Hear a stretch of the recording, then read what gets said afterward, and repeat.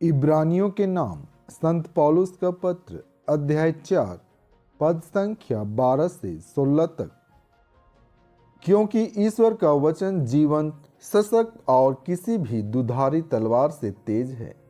वह हमारी आत्मा के अंतरंग तक पहुंचता और हमारे मन के भावों तथा विचारों को प्रकट कर देता है।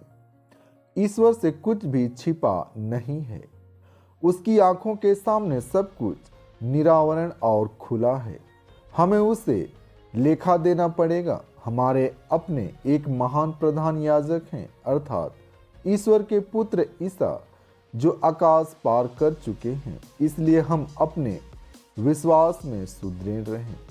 हमारे प्रधान याजक हमारे दुर्बलताओं में हमसे सहानुभूति रख सकते हैं, क्योंकि पाप के अतिरिक्त अन्य सभी बातों में उनकी परीक्षा हमारी ही तरह ली गई है।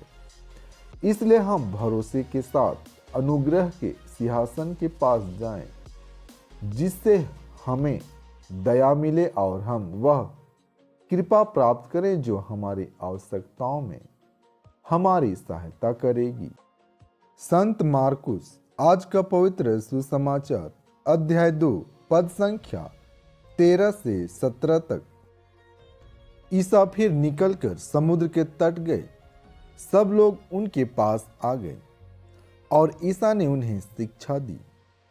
रास्ते में ईसा ने अल्फाई के पुत्र लेवी को चुंगी घर में बैठा हुआ देखा और उससे कहा, मेरे पीछे चले आओ।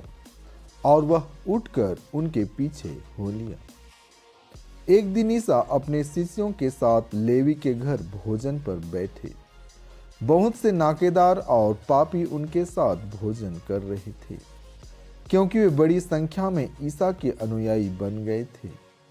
जब फरीसी दल के शास्त्रियों ने देखा कि ईसा पापियों और नाकेदारों के साथ भोजन कर रहे हैं, तो उन्होंने उनके शिष्यों से कहा, वे नाकेदारों और पापियों के साथ क्यों भोजन करते हैं?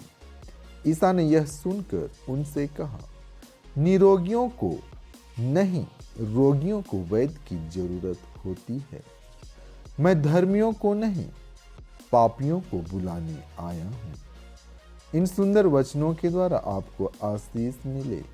आमीन।